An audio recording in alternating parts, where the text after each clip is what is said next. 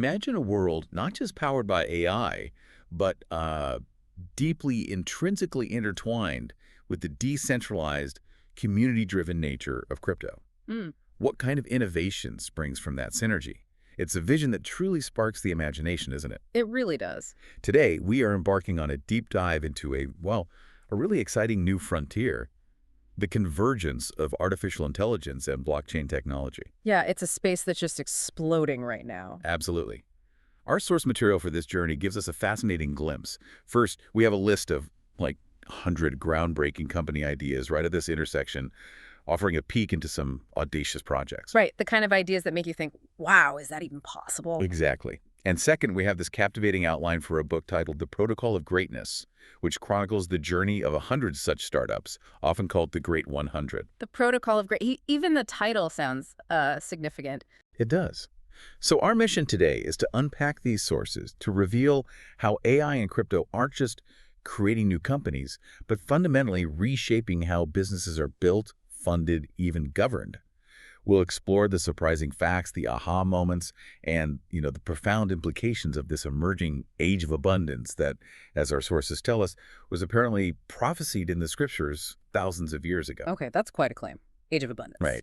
Get ready to gain knowledge quickly but thoroughly without feeling overwhelmed.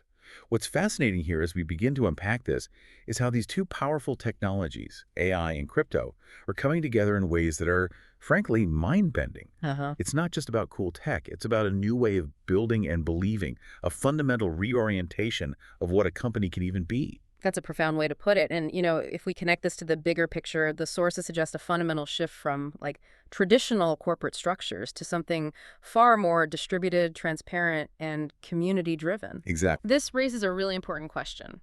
Can technology actually codify human excellence? Can it transform how we operate on a global scale?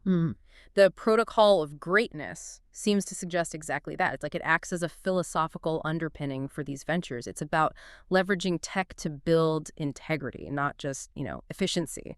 It's a compelling idea, definitely. And what's even more surprising, as our sources highlight, is where this movement ignited. It wasn't some Silicon Valley-led thing. Right, not the usual suspect. No, this AI plus crypto startup boom was a truly global movement emerging after 2025. We're talking innovation bubbling up from what the sources call Genesis nodes, these vibrant new hubs sprouting in places like Kigali, Surabaya, Medellin, Nairobi, Lisbon, Bengaluru. Wow, really diverse locations. Totally. We even hear about founders in Lagos and Pune reading this enigmatic book, Greatness, the operating system for human excellence, on their Kindles over chai and cassava toast. It's truly worldwide, challenging our ideas of where tech comes from. What's particularly striking there is the geographical distribution. It suggests that the barriers to entry for building these next-gen protocols are just significantly lower now. Yeah. It empowers builders anywhere with an internet connection, or maybe even without one, as we'll get into later. The spread of greatness itself, initially this leaked Kindle file by an unknown author, became what's described as bootstrap spirituality for builders, almost hacker scripture. Hacker scripture, I like that. And this philosophical base is crucial. It instilled a core belief. Startups are not just companies, they're systems of belief. It emphasized building with humility, scaling with courage, operating with absolute integrity, and never forgetting that your startup is your soul's open source project. Wow. An astonishing 87 of the Great 100 startups apparently adopted this philosophy. It fundamentally shaped their whole approach. Your startup is your soul's open source project. Just think about that phrase. It's a complete reframe, moving beyond just profit into, purpose. This isn't just disrupting industries, it's disrupting the very idea of a company. Yeah. And we see this purpose-driven approach really clearly in the types of visionary companies that popped up early on in these global Genesis nodes. That's a fantastic way to frame it. Let's look at some of these early seeds. In finance and trading, we saw some truly innovative stuff. Take auto DeFi, for example. Okay. It wasn't just another investment tool. It's AI-used reinforcement learning, learning by trial and error to maximize rewards. Right. Constantly adapting. Exactly. It constantly learned and adapted to the crazy DeFi landscape, optimizing yields across different protocols in a way humans just couldn't match. Real agility. Okay, so dynamic optimization. And then there's NeuroTrader. It used advanced neural nets, deep learning to predict crypto price movements. It even offered a neuro score for assets, giving traders a whole new lens. A neuro score. Yeah. Interesting. We also saw BotDX integrating customizable AI trading bots right into a decentralized exchange, Oh. and their performance recorded on chain. Hmm. Full transparency. So you could actually see how well the bots were doing. Yep. And Yield Minds, that was an AI-managed yield farming aggregator, but with risk-adjusted strategies and even anomaly detection. It could evaluate governance proposals, too. So going way beyond just auto compounding. Way beyond. QuantDAO was a DAO-run AI hedge fund showing collective intelligence in action.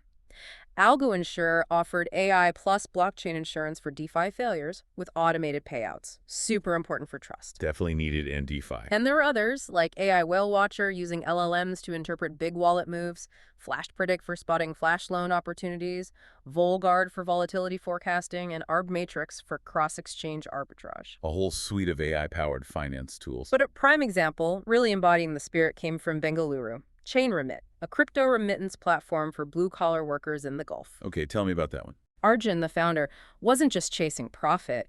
He was driven by this deep conviction to move money with dignity, even while dealing with, crumbling infrastructure and corrupt officials. He literally called WhatsApp screenshots from grateful users in Dubai his Series A, his validation. It shows the human purpose behind it all. Wow, that's powerful. Using user gratitude as your primary validation. It highlights how they weren't just thinking about returns, but real-world impact. Precisely. And that focus on user protection and security must have been huge too, right? Especially in such a risky new ecosystem. What innovations popped up there? You're spot on. Trust and security were paramount.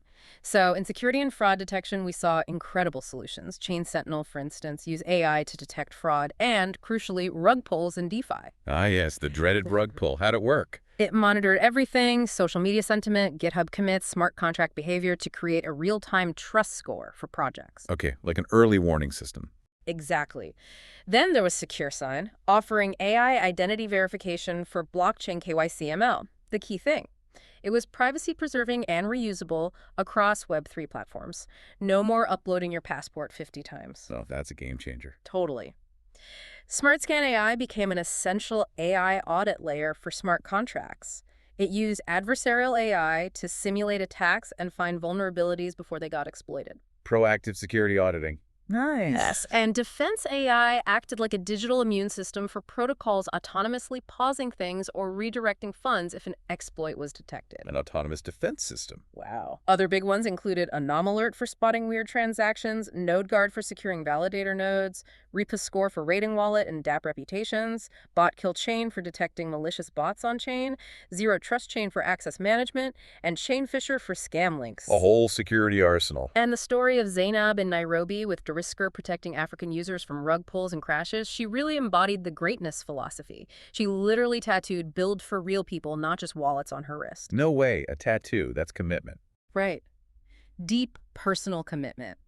Her viral thread about needing a warm soul, not just warm intros, resonated so much that some pseudonymous investor sent her $100,000 in USDC, just based on her authentic mission. That's incredible. Authenticity literally paying off. It really drives home that these startups were built on strong beliefs, almost like the philosophy became physically part of the founders. It seemed like it. And this dedication wasn't just for end-user products, right? The underlying infrastructure for AI and data was also being reimagined. Precisely. Yeah. Under AI model infrastructure, we saw efforts to decentralize the very building blocks of AI. Model Chain popped up as a marketplace for on-chain AI models, tokenizing access, making computational power more open. Okay, democratizing AI models. And GPT-DAO, that's a really interesting one. A community-owned DAO dedicated to building and improving LLMs. Token holders voted on dataset curation, alignment research, truly democratizing AI development itself. Community-owned LLMs, that's a shift. Huge shift. Neural Credits created a tokenized system to rent GPU cycles like Filecoin, but for AI compute. Made powerful hardware accessible. Smart Prompt let prompt engineers monetize effective AI prompts via crypto paywalled APIs. Rewarding the art of the prompt. Yeah. Compute Barter was a P2P marketplace for compute. AI became a decentralized cloud for AI inference, with blockchain validation ensuring results were legit. Decentrain for decentralized training, edge compute AI incentivizing edge computing. Pushing computation closer to the data. Right. TrustML ensured blockchain-secured ML model provenance like Git for AI, making development auditable.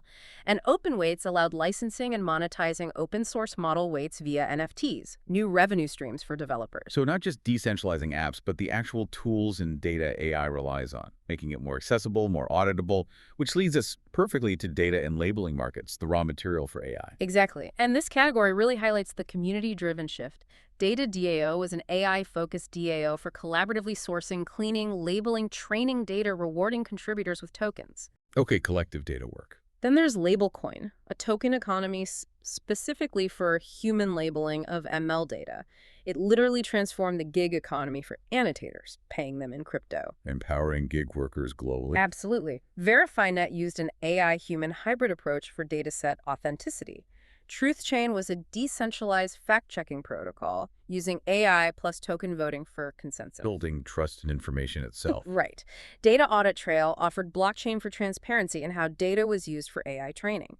StreamMiner provided AI tagging and tokenizing of live video audio data. LabelLink was an on-chain marketplace for AI-ready datasets. SigChain for verifiable dataset signatures. Model Nutrition introduced blockchain-backed metadata on how AI models were trained like a nutrition label for AI. A nutrition label for AI. I love that. Shows you the data diet. Exactly. And VoiceMine offered token incentives for diverse voice data collection, crucial for inclusive speech AI. Olga's LabelCoin in Lisbon, run like a pirate ship, recruited from Discords, only hired people who believed labeling should be paid in tokens. Built a community of 7,000 users around this mission. Run like a pirate ship. That Yeah. captures the spirit. This all sounds like a massive global undertaking, though. How did these scattered founders even connect? How did they build that shared purpose? Must have been tough. That's a crucial point. And it brings us to the birth of a key community, #GreatFoundersDAO. It started as a private Discord server. Ah, Discord. The modern town square. Pretty much. Imagine this global group chat, a real melting pot of builders, all navigating the same crazy waters. They shared GMs, memes, SOPs, term sheets, hiring wins, pitch decks, but also their deep struggles. Like what? Scamming attempts, team mutinies, terrifying AWS bills. It wasn't just a forum, it was a lifeline. It sounds chaotic, definitely, but also incredibly supportive. A collective intelligence, maybe. A new kind of social fabric forming around tech. That's precisely it. They weren't just building companies, they were building trust, speed, grit, and most of all, shared belief. This community became the crucible for the greatness protocol itself. The sources say every startup needs a greatness stack. A greatness stack. Okay, break that down. It had 4 layers: values, the non-negotiables, operating rhythms, daily, weekly, monthly rituals, decision-making protocols, and feedback system. Very structured. Yeah, systematizing cultural values and making them auditable on-chain. It's a fascinating attempt to scale integrity. It became a verifiable part of their trust score, which is critical in a decentralized world. Okay, give me an example. How did this work in practice? Well, Zainab at Derisker, remember her, she implemented courage circles, weekly anonymous Google forums asking things like, where did you operate with courage? Where did you fail to live our values? What feedback do you need? Wow, tough questions. Yeah, and the discussions apparently felt more like therapy sessions, but they significantly boosted product velocity by surfacing issues fast and building deep trust. So vulnerability is a feature. Exactly. And Matei's prompt NFTs took it further. Contributors minted non-tradable reflection NFTs after each sprint, summarizing contributions and lessons learned, viewable by the community. Transparency was literally architecture. You could see the company's soul on-chain. That's radical. Not just what you build, but how you build it and making it transparent. How did this greatness stack affect hiring? That's where culture gets tested. Their philosophy was brilliantly simple: hire for alignment, train for speed. They truly saw a mishire as a virus in the operating system. Ouch. High stakes. Totally. Chain Sentinel, with its remote, often anonymous team, made candidates write a 500-word essay on what part of greatness they disagreed with. Disagreed with, not agreed with. Right. The founder said if you don't push back, you can't build forward. It wasn't about conformity, it was about critical engagement. Interesting approach. And Arjun at Chainrimit set up a culture test lab running role-play simulations on edge case values like handling investor pressure or team disrespect to build a greatness genome. A greatness genome. They really went deep on this. They did. It also led them to embrace conflict as a cultural feature, not a bug. They actively used disagreement drills and red team Fridays to ensure decisions survived daylight. Constructive conflict was like oxygen for their ideas. So a culture that actively seeks out dissent to get stronger. That's completely different from the usual startup vibe of, avoiding conflict. Yeah. Did it reshape how they thought about their product too? Absolutely. They redefined MVP, not minimum viable product, but mission values people. Mission values people. Meaning, if the mission wasn't clear, values weren't lived, or people weren't aligned, nothing else scaled effectively. Pitch decks started featuring internal Slack threads, showing hard conversations handled with grace, or RAM resilience alignment metrics instead of just TAM. Resilience alignment metrics instead of total addressable market. Yeah. When a VC asked about their moat, one founder just replied, culture. And this greatness protocol went viral. Founders globally adopted it. VCs started asking, are you running on the greatness protocol? It became a badge of honor, a mark of trust. That's wild. A status symbol and a soul signature. A totally new way to build. But with such a strong, almost ideological framework, there must have been a shadow side, right? People weaponizing the language, investors rolling their eyes. You're right to ask. There was definitely a period where some founders weaponized the language, over-indexing on values while the product lagged, or using cultural misalignment to cover bad management. Yeah, I could see that happening. And investors sometimes rolled their eyes at what felt like overly spiritual corporate speak. But the community's response was key. In a massive, 4-hour Discord town hall, the hashtag GreatFoundersDAO debated if greatness needed moderation. Did they add rules? No. They decided against gatekeepers. They opted for radical transparency and self-correction instead. This led to the norm of publishing quarterly culture chain reports. Culture chain reports. What were those? Signed on-chain disclosures outlining not just wins and OKRs, but also cultural breakdowns, missteps, lessons learned. It became standard because it genuinely made them better. It proved when culture compiles, everything ships faster. Okay, so radical transparency again. Exactly. Zainab's team at De-Risker published one, including screenshots of a brutal argument, followed by the reconciliation. It went viral. It wasn't about being perfect. It was about demonstrating integrity and growth, proving we don't hire perfect people, we build brave ones. That's incredibly vulnerable and powerful, a profound way to live their principles. So with this foundation of shared values, this vibrant, self-correcting community, what happened when they started looking for funding? How did that resilience translate into capital? Right, the fundraising phase. By early 2026, the atmosphere was this dizzying mix of euphoria and financial volatility, aptly called the vibe economy. A vibe economy. Okay. Pitching was chaotic, coffee shops, high-speed trains, loud co-working spaces globally. Founders were relentlessly A/B testing intro emails. One famously used GPT, DAO, IPFS, ZK, go burr as a subject line. Wait, go burr, like the money printer meme. Exactly. Highly technical, insider jargon, but it captured the zeitgeist. Shockingly, got 18 replies. Huh. That's amazing. It sounds like a mix of Silicon Valley hustle and, I don't know, a spiritual awakening, all in a pitch deck. Precisely. The pitch deck arms race really kicked off in Q4 2026.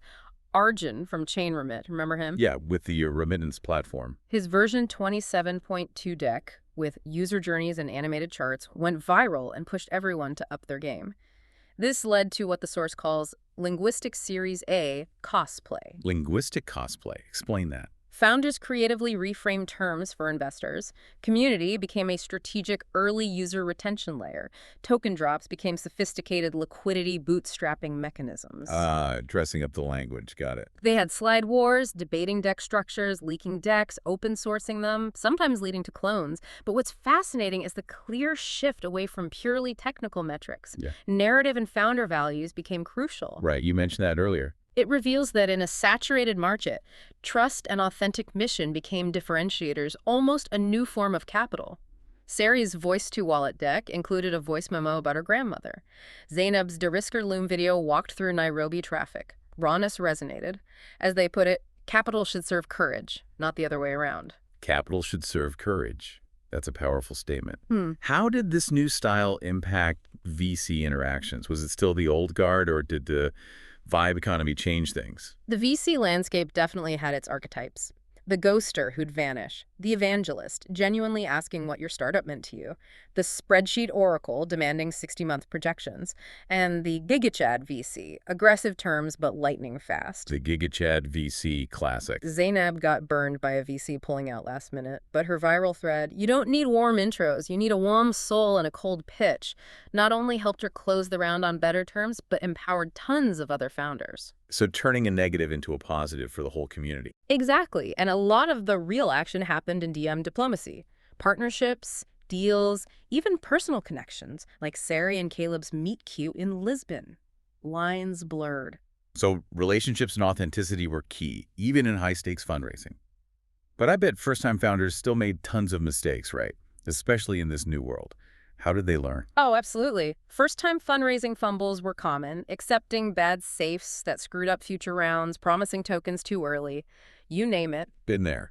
But the community response was amazing. They created a hashtag TermSheetT Discord channel, shared redacted screenshots, rated investor behavior. Collective learning was huge. Wow, rating investors publicly. Bold. Yeah. Cap table chaos was also common, messy friends and family rounds, equity mistakes. But again, support came through founder burnout and therapy threads and hashtag Founders Anonymous. Anonymous confessions met with DMs, shared code, memes, even cash. Solidarity was real. That level of open vulnerability and support is extraordinary, especially in such a cutthroat industry. And then there's Minji's LM Oracle demo in Seoul. That sounds like a pivotal moment. It really was. Minji pitched LM Oracle by live querying her own system about women-founded AI startups in the top 100 protocols. The answer came back. 4. Only 4. Okay. She then looked at the investors and said, "Let's make it 5. Standing ovation. Closed $3.05 on the spot. Goosebumps. What a moment. Right. By Q2 2026, this collective momentum was real. 38 of the 100 raised seed, 12 were profitable, 9 hit Series A. They weren't just riding the wave, they were drawing their own momentum curve. Okay, so they built incredible foundations, navigated fundraising. But what about scaling? That's where so many startups, especially those with unique cultures, hit a wall. How did they handle the messy reality of growth? Scaling brought a whole new world of pain, especially for these global teams. Arjun's Chain Remit in Bengaluru faced the infrastructure isn't real problem daily, power outages during investor calls, crawling internet. Oh man, the basics. He famously tweeted about solving a $1 trillion problem on 8 Mbps internet and a 4-day-old UPS battery. It resonated so much, a Singaporean VC just sent him $75K for fiber internet. Just like that, based on the grit. Yep. Shows how real-world limits hit even decentralized projects. You know, this reminds me that even the most cutting-edge tech still has to live in the real world, dealing with power outages, local politics. It's a testament to their resilience. It absolutely is. And it wasn't just infrastructure. Team size, 3. Problems, 300. Founder burnout was intense, going from founder flame to founder factory. Founder factory. Yeah, I can picture that. Sari from Voice2Wallet doing customer support in 3 languages with Google Translate. Mateo from Prompt NFTs stuck reading Colombian IP law instead of coding. The unglamorous side of startups. Totally. Hiring in the wild involved creative stuff like crypto riddles, but also big fails. Hiring someone secretly working 3 jobs forced them to adopt hire slow, fire fast for survival, really testing that greatness culture. It sounds like a constant battle. Yeah. Maintain values, flat hierarchies while growing. How did they square greatness with the need for structure? That usually causes friction. Huge challenge. Flat hierarchy, vertical pressure. The Greatness book preached no titles, but scaling demanded systems. They experimented with DAO-like squads, on-chain accountability tokens using soul-bound NFTs to track impact. Accountability tokens. Interesting. Olga from LabelCoin wrote a viral post, "Why we fired our first manager and replaced him with a decision-making framework." Showcase their evolutionary approach to management. Replacing managers with frameworks. Okay. This period also exposed growth hacks or growth traps. Voice2Wallet had a viral campaign, but then a staggering 70% churn rate. Prompt NFTs had influencer fumbles, showed that we scaled attention, but not readiness. Growth wasn't real without a robust system. So growth wasn't always good growth if it wasn't aligned and ready. And then the inevitable compliance hell. Precisely. Regulators were often unprepared. A Kenyan startup flagged for unlicensed stablecoins. Chain Remit blocked by a national bank in India over policy risk. Investors pulled out due to regulatory fears. Scaling wasn't just tech, it was legal, expensive, complex. Yeah, the regulatory maze is brutal. This pressure led to founder flashpoints, panic attacks, ghosting, co-founder breakups. But the hashtag Founders Anonymous channel provided crucial support. Community resilience was key.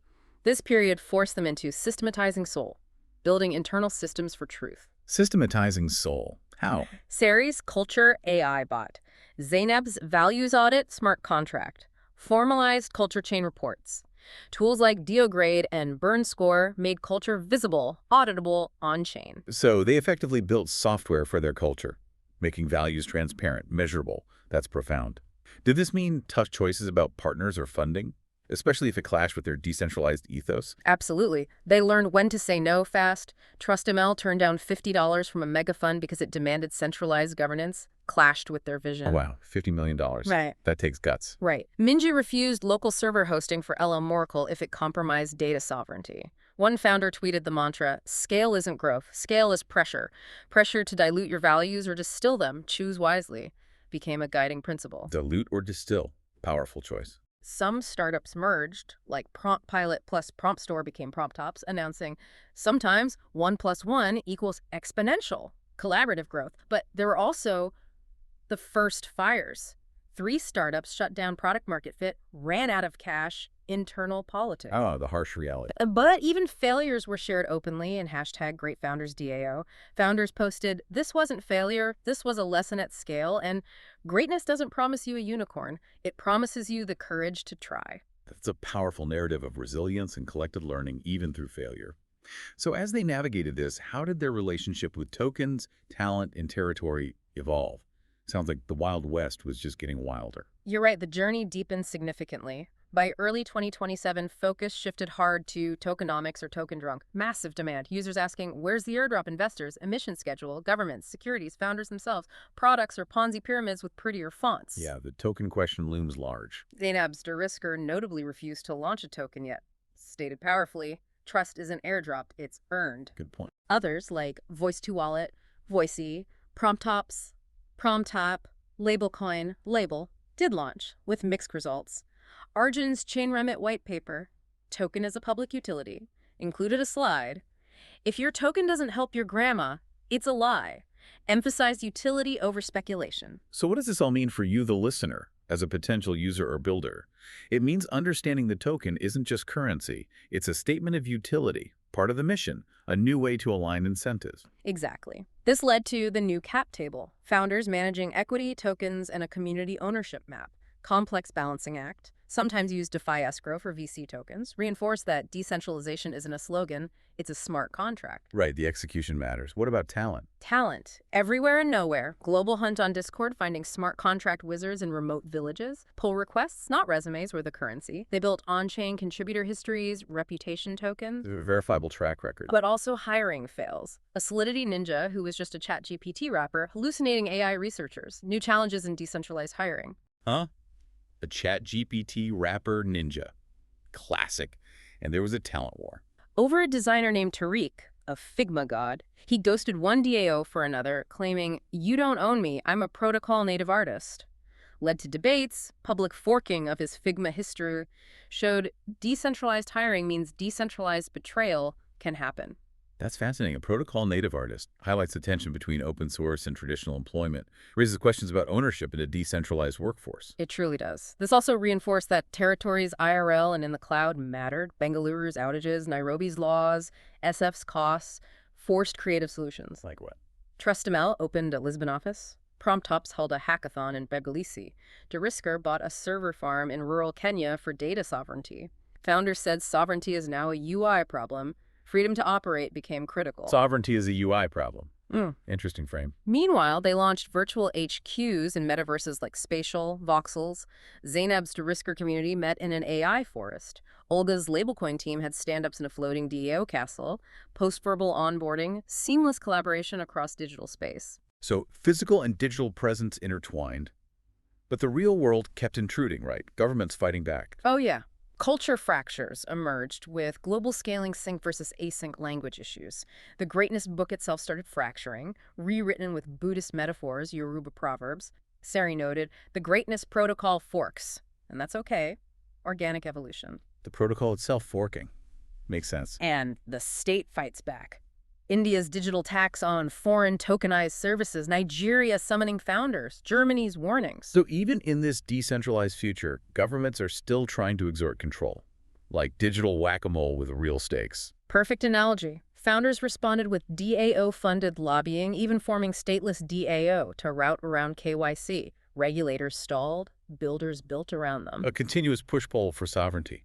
But amidst this global struggle, you mentioned a shift back to local. Absolutely. A quiet but powerful trend. Reclaiming local. Indonesian crypto farming collectives, Nigerian DeFi co-ops, Chilean tokenized water rights, global rails, local roots, dubbed GeoFi or post-colonial crypto, building anti-fragile systems by embedding locally. GeoFi, okay. This fueled the war over wallets, everyone vying to be the WeChat of Web3, Voice2 Wallet launching SDKs in 12 languages, Chainamit partnering for SMS wallets, TrustML embedding wallets in PDFs. The race for the main user interface was on. Huge ambition.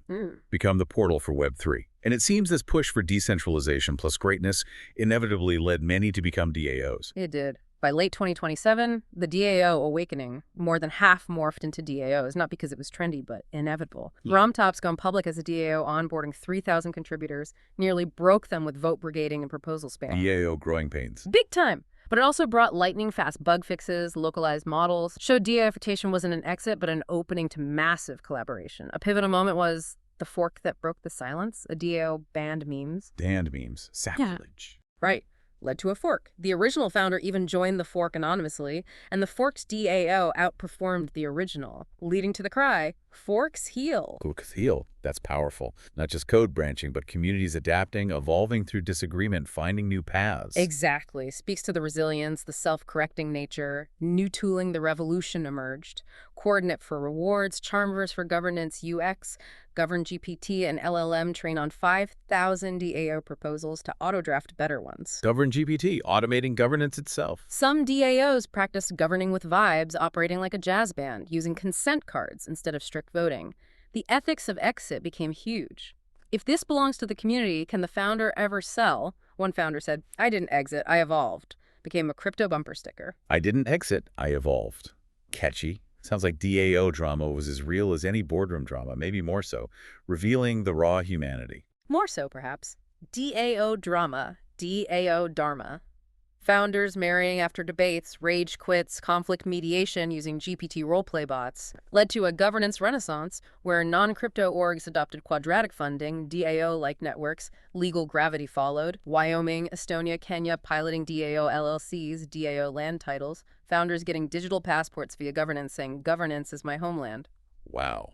Governance as citizenship. Funding the unfundable, transformed, token-weighted grants, quadratic community seed rounds. Let's DAO this thing, raise $500 Ks in 24 hours via meme proposal. They even started forking greatness, the book itself, with AI bots interpreting it culturally, adding annotations, needing a Samba protocol, not a Silicon Valley manifesto. Truly globalizing the philosophy. Even founders voted out later admitted the DAO was right. Showcase self-correction, led to Education Reborn, decentralized universities, mentorship guild. Education is governance is education, culminating in the rise of protocol culture. Leadership without ownership, direction without domination, incentives without coercion, reputation over credentials. Radical shift in organization and value.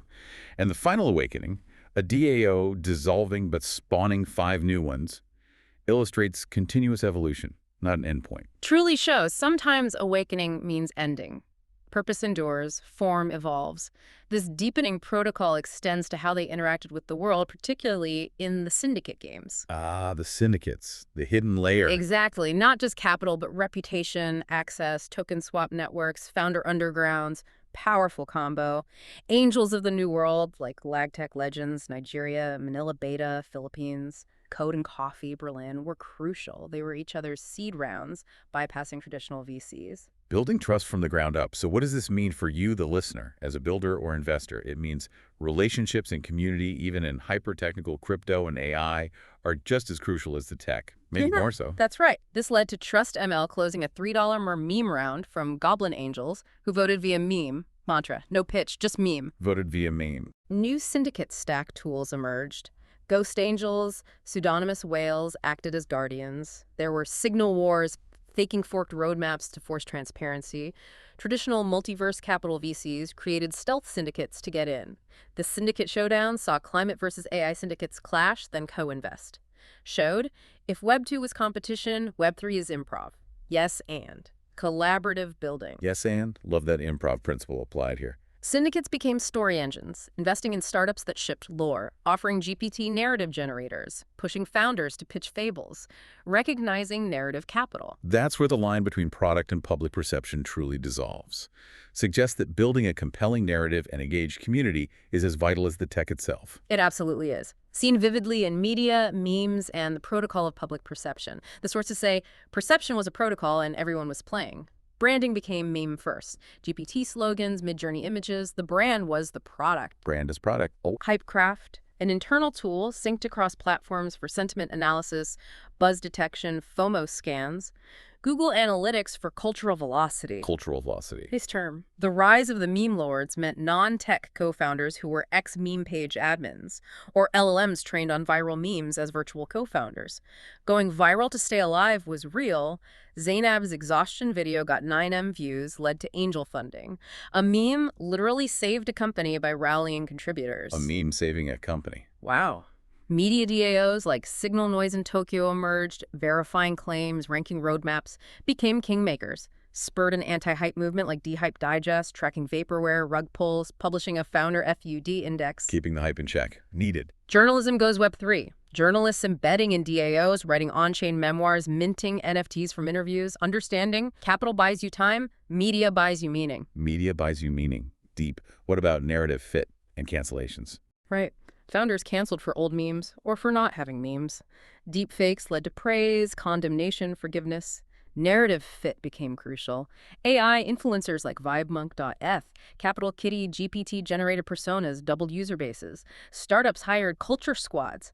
Culture leads, Vibe engineers, meme architects, managing mimetic drift, narrative hijacks. A cultural immune system. Reputation is the new resume. Soulbound memes, rep NFTs, on-chain endorsements, job boards accepting memes instead of CVs, public-private blur, founders vlogging, crying on spaces, live-streamed resignations, even faked deaths for product resurrection. Fake deaths. Okay, that's extreme. Totally. All fed into narrative capital. VCs asking for community metrics, meme virality, Discord velocity, NFT term sheets based on sentiment. The lore protocol tracked product releases as lore. Startups without lore faded. Startups with lore endured. Ultimate example, Looplink. Meme decentralize everything became its mission, evolving into a browser extension, VPN mesh, governance toolkit. The meme was the MVP. So perception wasn't just part of the product.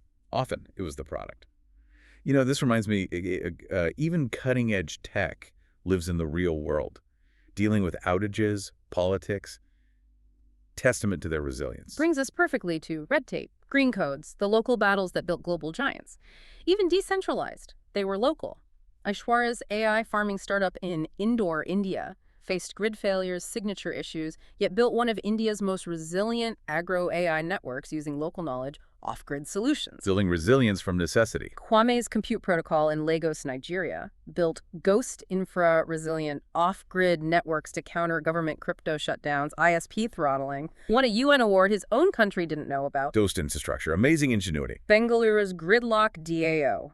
Founder Collective mapped potholes, coordinated repairs, incentivized reports with tokens, built their own maps with delivery rider data.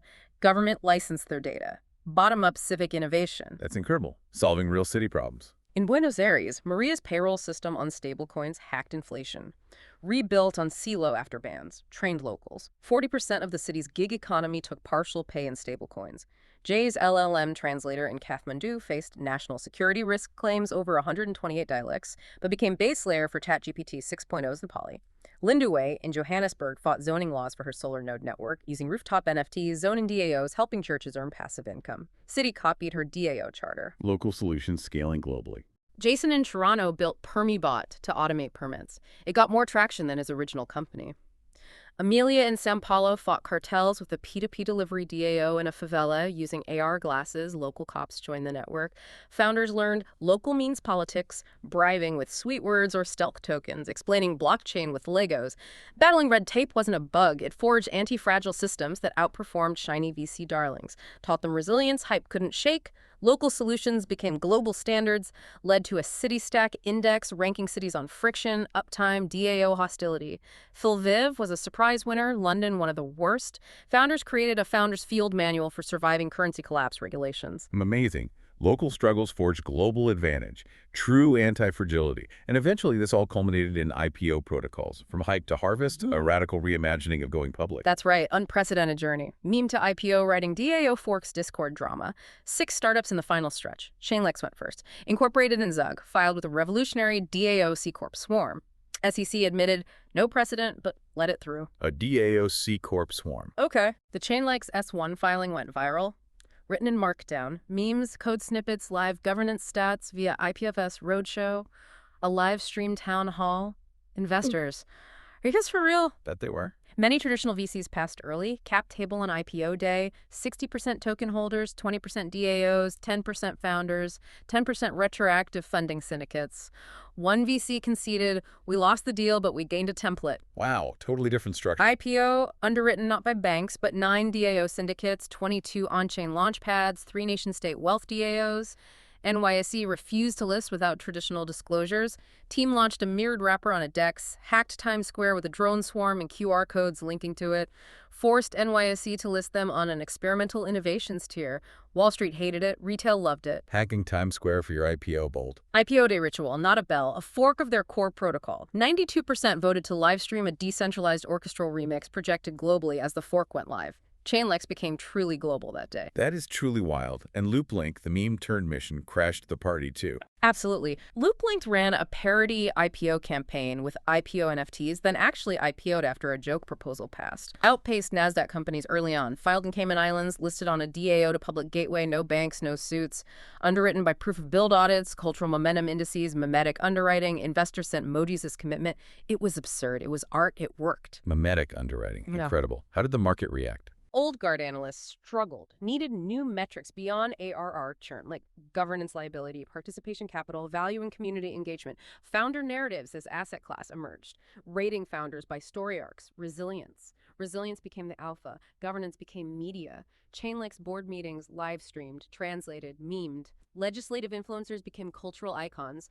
They proposed an IPO fork, split into 2 divisions, 2 tokenomics, 1 narrative. Passed. Forked half outperformed. Global regulation tried to snap back. EU-US Distributed Entity Act, but the model was too decentralized. IPOs became campaigns like presidential runs product movement vibe, not just an exit. Second wave IPOs came from Nairobi, Medellin. Wall Street became wall chain. An anti-IPO movement also rose. Exit to community, not capital. But legacy firms, Disney, Apple, Goldman Sachs started mimicking the model. Founders reflected, we didn't go public to cash out, we went public to open up, and an IPO is a pull request from the culture. That radical reimagining of the IPO shows how harvesting hype actually planted protocol. The true return wasn't just valuation, but participation. Not an end game, but a new game, fundamentally changing value creation and distribution. Absolutely transformed the definition of success. And the ultimate culmination, the final step in the source material, describes something even more profound. The cloud IPO and the first global DAO.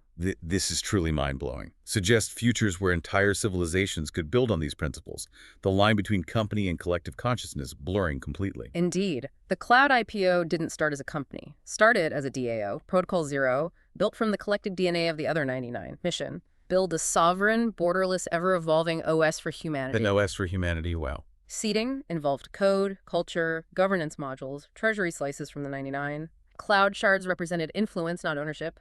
Untradable, soul-bound tokens, no airdrop, participation was the only way in. Built in, not bought in. Launch day ritual.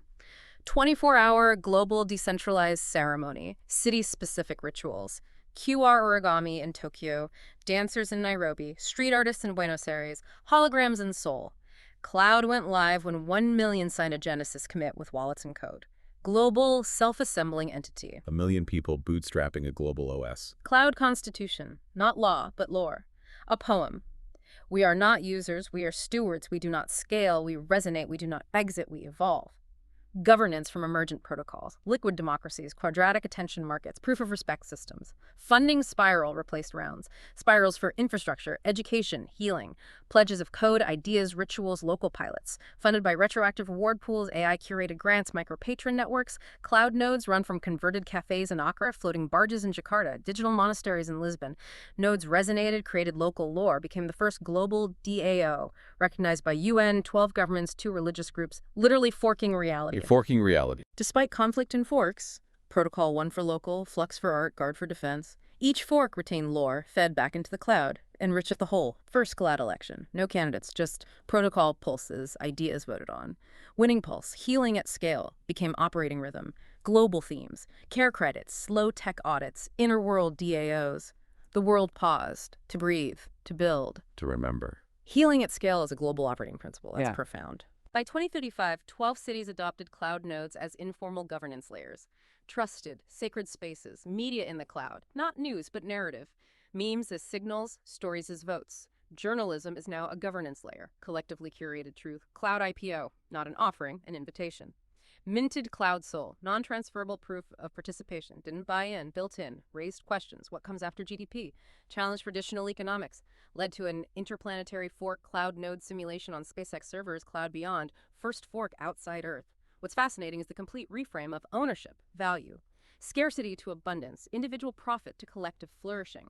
Echoing that age of abundance prophecy, the real product wasn't tech but culture. The epilogue states, the source never closes, continuous evolution. If you are reading this, you are the founder now. Today, we deep dived into a vision where AI and crypto aren't just buzzwords, but foundations for a new global operating system.